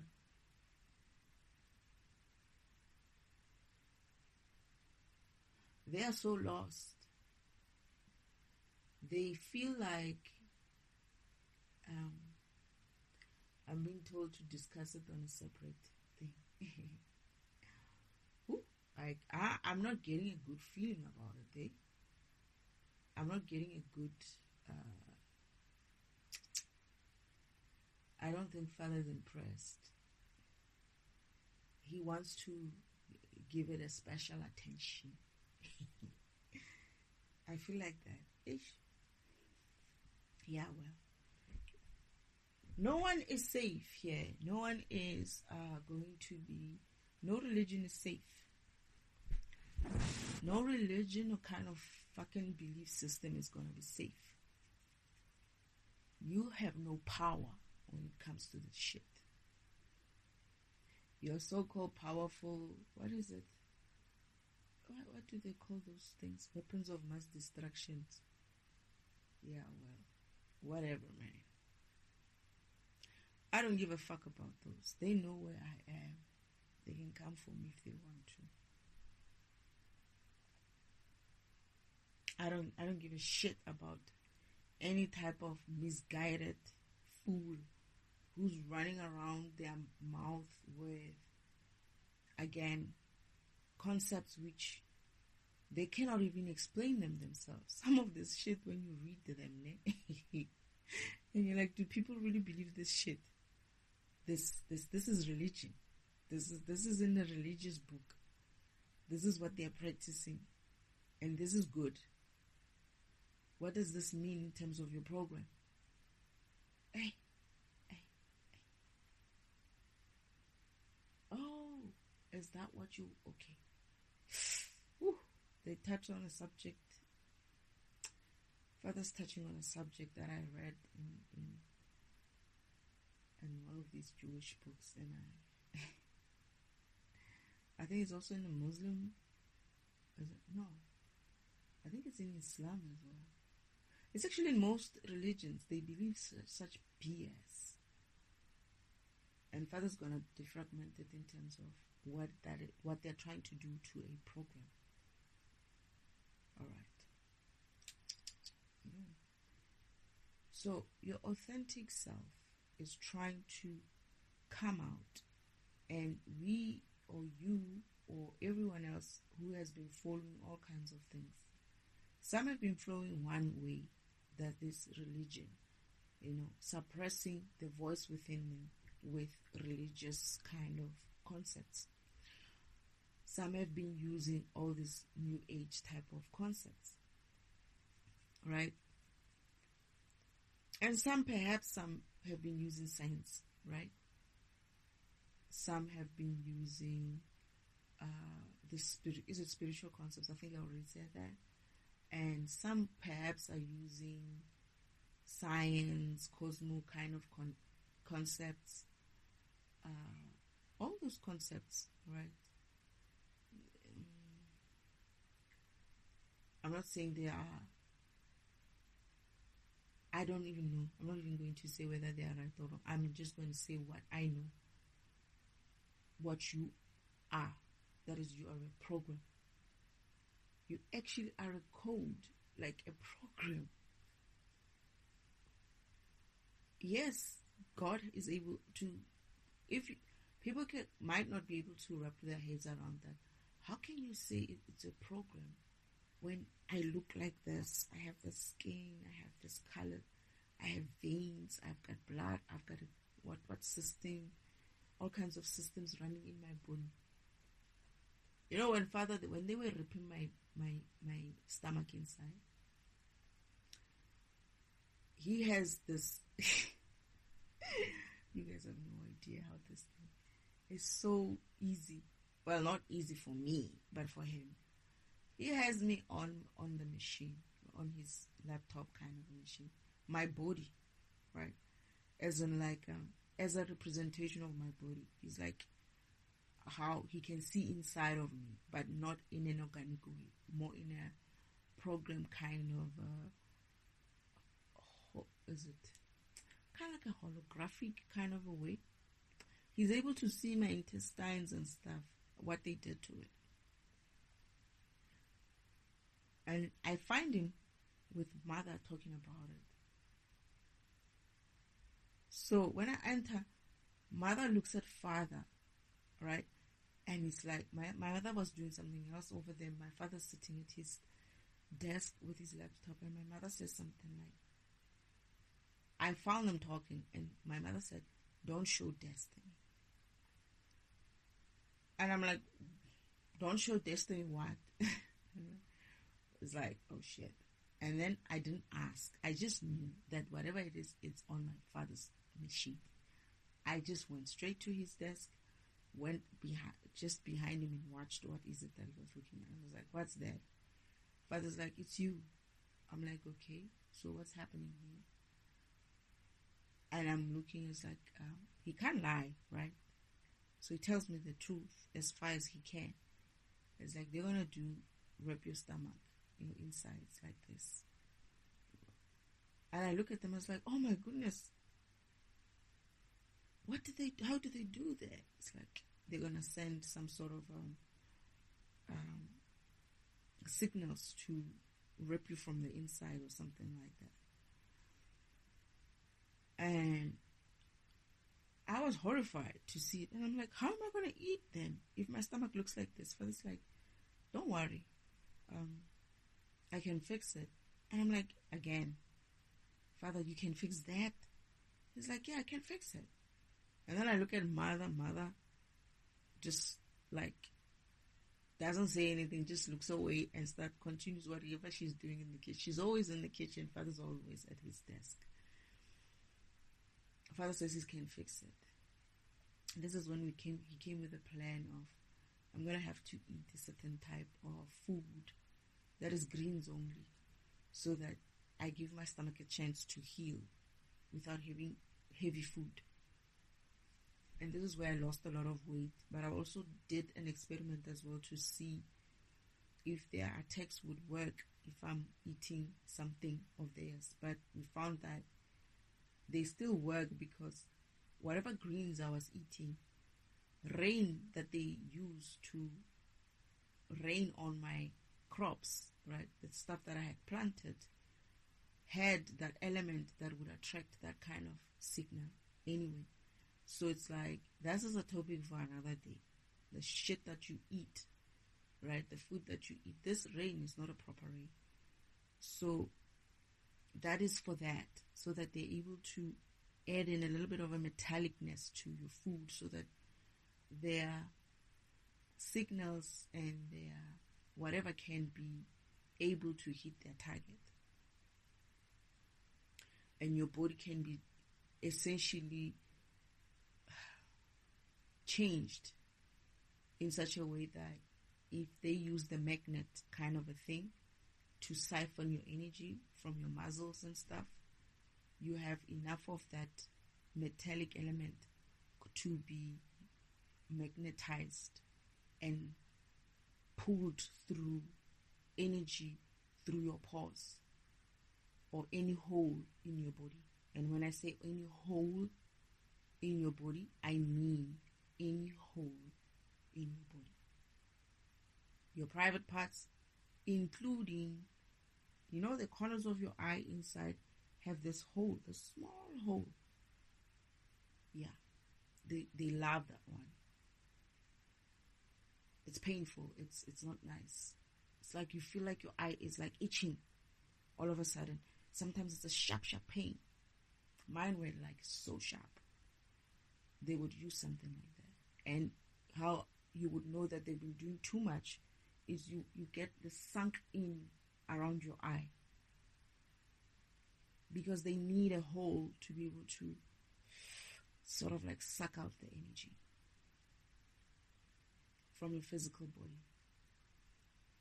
Yeah, they do. I said they attack your spirituality, but that there is a form of attacking your spirituality, but there's also a form of attacking your physical. So I had to learn all those tricks of the devil and all these people. This is why I'm a learning program and I'm a teacher as well. I had to go through all of that crap so that I can teach about it. And yeah, I went through it. You don't want to go through that. They themselves don't want to go through that. Because what they did, they never thought that I would survive it. And that's the problem now. They have a problem because I survived that shit. And they thought they're going to go double and 10 times. And I should never survive it. And then I survived it. So now it's like, oh shit, now what? Because all that shit that they threw at me has to go back. It's not my shit. That energy that they stole has to come back to me. And the karma needs to go back to them. And if they were to be put in the same situation, they'll probably shit themselves before they go anywhere. They're going to shit themselves. They cannot handle what I handled. These fuckers are lazy to even make food for themselves. How the fuck are they going to handle any of the curses and the torments and the targeted weapons that they have been doing towards me? They're not. They're not going to be able to handle it. And that's the funny shit. I look at it, I was like, yeah, yo. That was my crucifixion.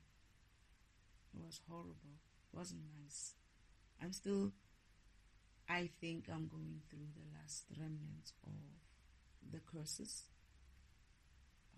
We'll see what happens by next couple of days, but I think I should be out of this by at least end of this month, hopefully. And yeah.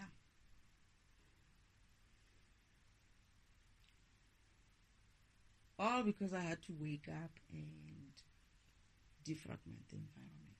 They were like, heck no, if she wakes up and starts defragmenting the environment, she's calm and she's going to reverse everything. And I'm like, yeah, motherfuckers.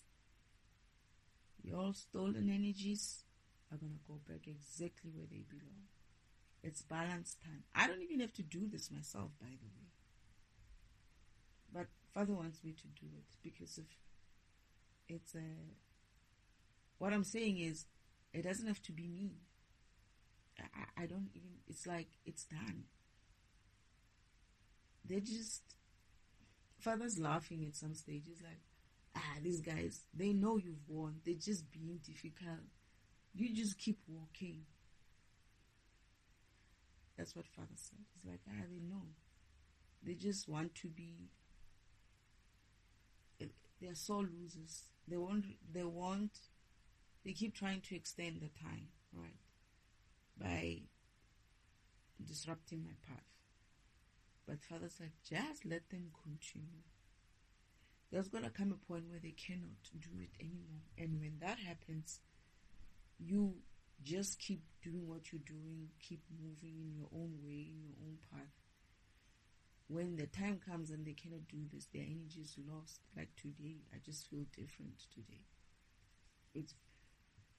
It feels very different. It's like lights are off. The noises were not there too much this evening, since the evening though.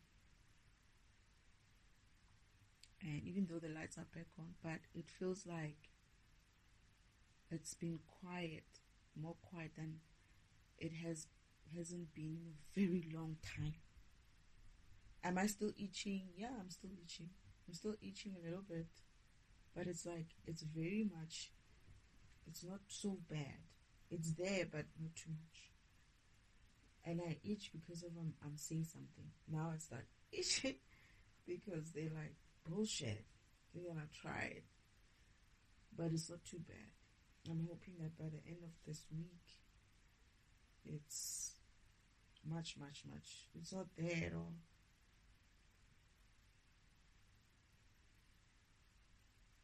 So, yeah. Allow your spirit to come up.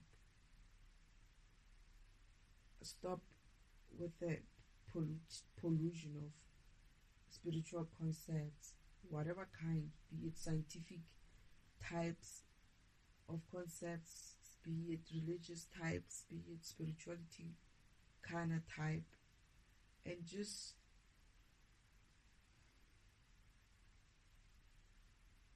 try to align to God Himself. That's where your truth is. Everything else is just going to confuse you. You have access to abundant knowledge and power. Everyone has it. It's not, I'm not special to it. Everyone has it. You won't know what that looks like for you if you don't try to connect like that. The only time you're going to know that is if you start trying to live from the spiritual self, your program self. You don't have to necessarily know what program you are already, but you're only going to know once you start trying to find that out. And to start trying to find that out is to go to the source. Your source of information, your source of energy, your source of power, your source of everything. And you gotta take those steps, as baby steps as they are, as small steps as they are. You're gonna have to do it, man. You're gonna have to do it. No one is gonna do it for you, by the way. And if you're waiting for somebody else to do it before you do it, you'll wake up and everybody would have done it and it will be just you. I'm just saying, this is a spiritual path. It's not to say that you should hide shit like that, but I don't see why you should tell people. So people are going to do it silently, so right? Privately so, because it's actually best that way. Just walk your path silently and continue living your life and mind your own program. And when you do wake up, it does get tough. You don't.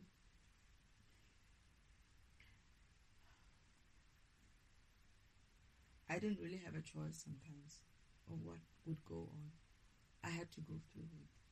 But maybe you guys will have a chance to kind of like step out of it a little bit and come back and redo it.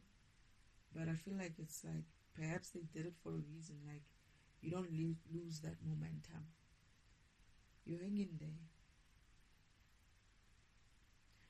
I would think that it would be easier for people. The more people wake up, the more easier it will be for them. The more many people wake up, the easier it will get, because the vibration will start changing around the environment. And when that happens, you won't have the issue of low vibrational environment being a factor into, or a big factor. It will still be a factor, but not a big factor to you being able to connect or align. Not connect, align, because connection is already there. You just need to align to the information that you need to receive. You just need to align to God, the universe himself. Because you are connected in the sense of you're installed in him, but you don't have your channels opened. You have been blocking your channel to talk to spirit, that is God, your spirit guides and whoever. You've blocked that with, or they have also helped to block it with misinformation and all kinds of crap saying it's good for you. They will do anything to make you focus on your physical body. You must exercise this, you must eat this, you must do that, you must do that. Everything else in this environment is geared towards exercises of this kind, drinking this, eating this new fad, this new what, right? And people call that living authentically or reliving. I don't know what they call it though, but that's not it, man. Apparently you have to live authentically. You need to be in your program state. If whether you remember what it is or not, but you need to remember that you have a program and start noticing what is it that you do as a program. And that's how I did it. I had to like remember what is it that I do, like in a physical environment. What do I like to do? You know, how I like talking, what I talk about, what interests me, all those type of small little things that just become so easy for you to do. And then I went back and I worked backwards. I was like, I like this, I like this, I like this.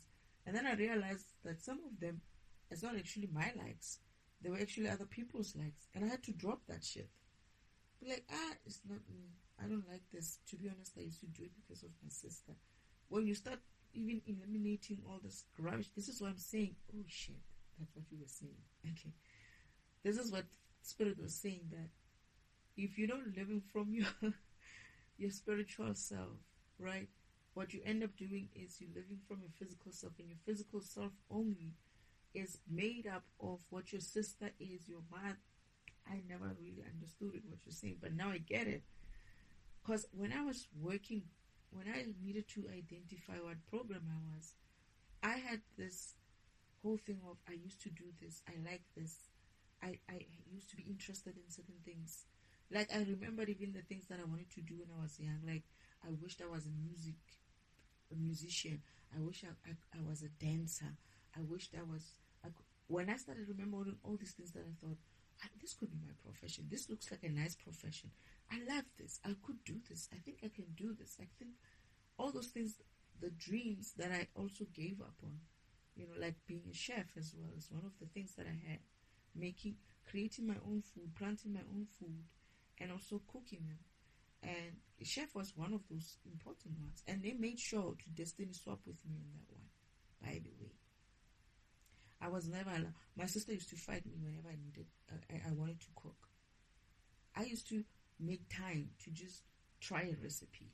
I was that kind of a person. But she just like, what are you cooking? What are you doing? And I'm like, I'm cooking. In my own fucking kitchen. This bitch had the nerve to tell me, what are you cooking? What are you cooking? I wake up to the fact that, oh, that's how the destiny swapped with you. She had to cook for you so that she can still, they had to split my functions into various people in the home, in my family.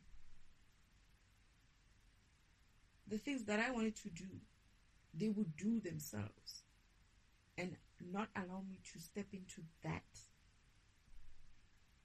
Because of the more of those I did, the more of my purpose I was living, the more of my path would open, the more I would not run, but the more I would start living away from things that are not part of my path, like them. And they would not have them. And also the opportunity for them to put shit in my food. So I realized that no, I actually don't like this type of things. I actually don't prefer food that is cooked. I like meat, but I don't like eating meat every day. I prefer sometimes to just have kind of vegetarian stuff. I do like having a good steak, and this is when I feel like I'm actually eating meat. But if I just have that like once in every while, I'm happy. I don't have to have meat after that, or a good piece of meat that is cooked well, and I'm fulfilled after eating it. I don't have to eat meat all day, every day. I realized that a lot of things that I used to do or buy, things like food and the clothing that I used to buy, it was because of I had to provide for myself and others.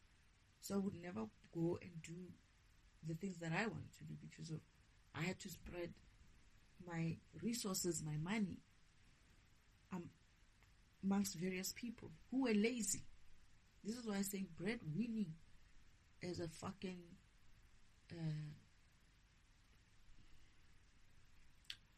what did I call it? I forgot what I call it, but it's not. You shouldn't be doing that. You shouldn't be helping anybody like that, even your family.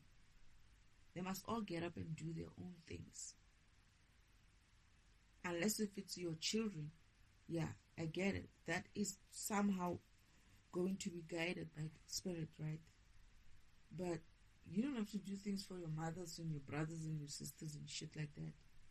Especially the ones who can do that for themselves, like they are old enough to do things for themselves. Why are you doing those things for them?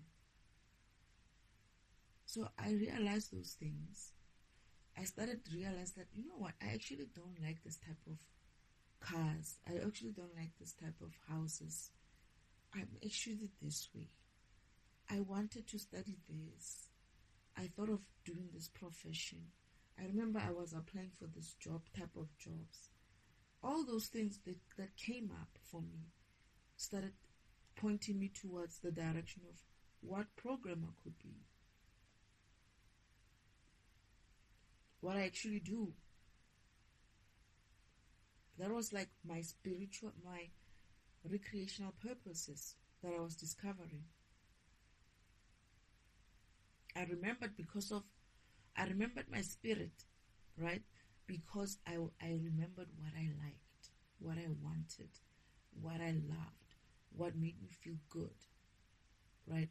That's when I started opening up my spirit to remember who I was. And then I started remembering my pasts as well.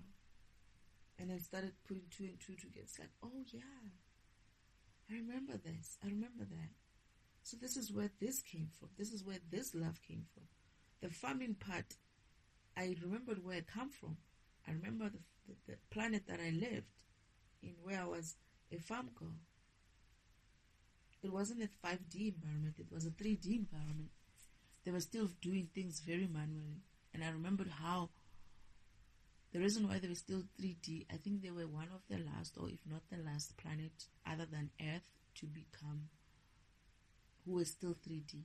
And Father said he wanted to take me for my training there first before he upgraded the environment. This is where I had to learn to become a farmer and to farm and to also learn to work on hard land.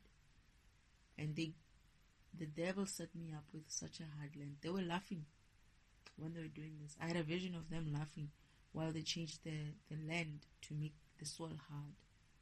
And as I was working that land, that hard soil, I remembered again. I remembered that I worked a far much tougher soil than this. This is nothing.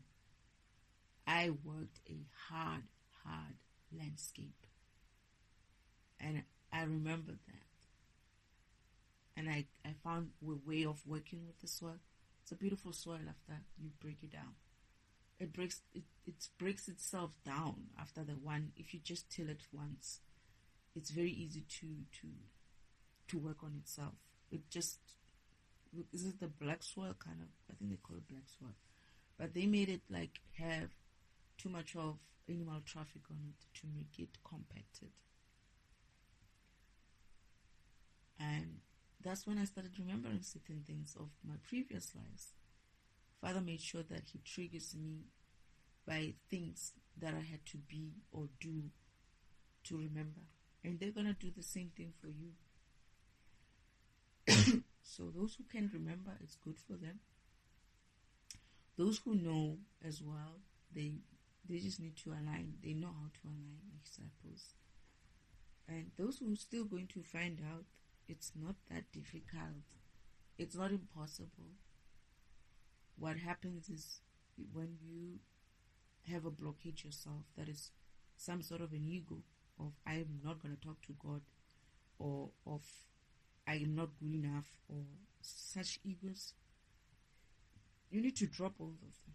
The not good enough ego, or the I'm too good, whatever ego, or all those kind of egos.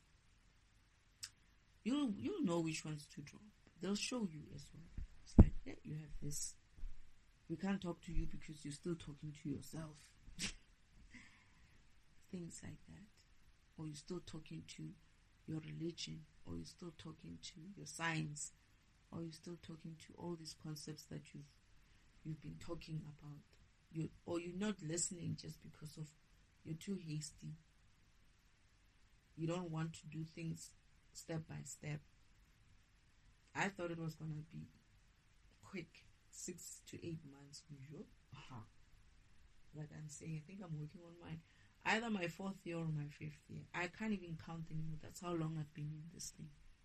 I don't even remember when I started. I think they said 2022 or 2021 or 22. I would say 2021. So it's 2026 now. Okay, so it might be 5 years. Yeah, 5 years.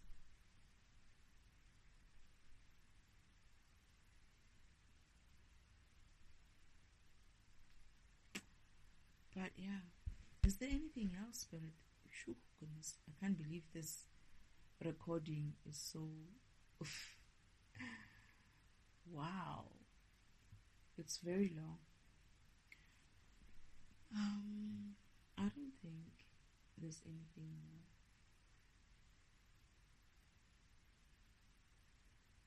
I guess I will discover some things. If I do, I'll start recording again.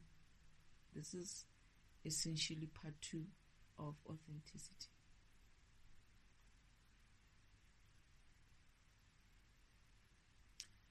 Thank you, Spirit.